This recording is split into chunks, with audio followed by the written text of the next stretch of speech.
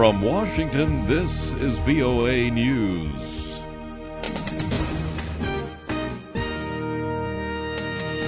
Coming up, U.S. reacting to North Korean threats, plus India's economic troubles. Hello, everyone. I'm Steve Norman. U.S. military officials say Washington is preparing to deploy an advanced missile defense system to the Pacific. That in the coming weeks as a precautionary move to protect against North Korea's ballistic missile threat. A Pentagon spokesperson says the system will be based in the U.S. territory of Guam.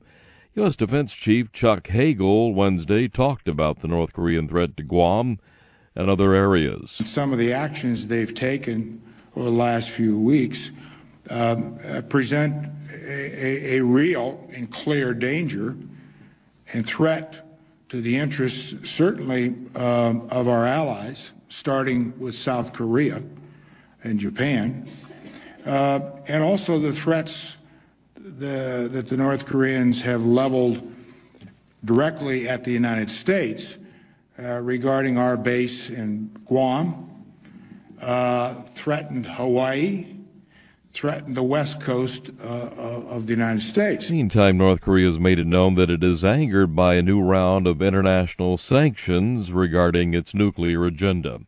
5 permanent members of the United Nations Security Council plus Germany are heading back Friday to Kazakhstan for talks with Iran over its nuclear program.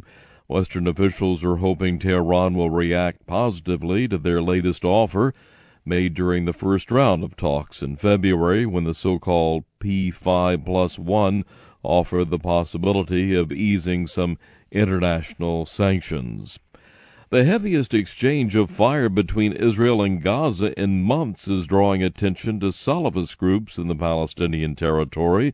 A group calling itself the Mujahideen Shura Council says it launched several rocket strikes on southern Israel since Tuesday. In the latest salvo, the Israeli military sent warplanes to attack militant targets in open areas of northern Gaza. There are no reports of casualties from the rocket fire or the air strikes. Afghan officials say an hours-long firefight with Taliban militants killed 44 people, most of them civilians, and wounded more than 70 others in western Afghanistan.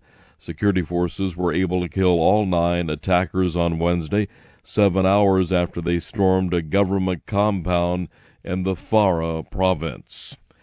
The United States is offering up to $5 million for information leading to the arrest of Ugandan rebel leader Joseph Kony and 3 other African war crime suspects. They've been added to the U.S. War Crimes Rewards Program. All 4 are being sought by the International Criminal Court on multiple counts of war crimes and crimes against humanity. U.S. Ambassador for War Crimes Issues Stephen Rapp says the U.S. is making a push to end impunity for war crimes perpetrators. We act today so that there can be justice for the innocent men, women, and children who've been subjected to mass murder, to rape, to amputation, enslavement, and other atrocities. In January, President Obama signed a law that allows the U.S. to offer rewards for those accused of war crimes, crimes against humanity, or genocide by an international criminal tribunal. India's Prime Minister is optimistic about the country's economy, calling the recent slump a temporary downturn.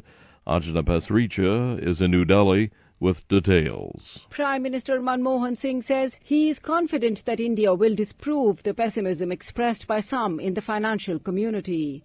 Speaking before top business leaders at a meeting in New Delhi Wednesday, Mr. Singh promised decisive action to jumpstart economic growth, which is down to 5%. We grew at an average of about 8% in the last 10 years, and we can get there again. The slowdown is only partly because of global factors. Economists blame it mainly on a worsening investment climate in what was until recently regarded as one of the world's most dynamic economies. Anjana Pasricha, New Delhi. Cypriot president is warning of difficult days ahead for his debt-ridden island nation as it begins an austerity program to meet the demands of international lenders who handed the country a $13 billion bailout. Nikos Anastasiadis says Cypriots will have to make a collective, consistent effort to boost the country's economy, which he says until now has been centered largely on its role as an offshore banking center and tax haven for wealthy investors. For more on that story and the rest of the hour's news, check out our website at voanews.com.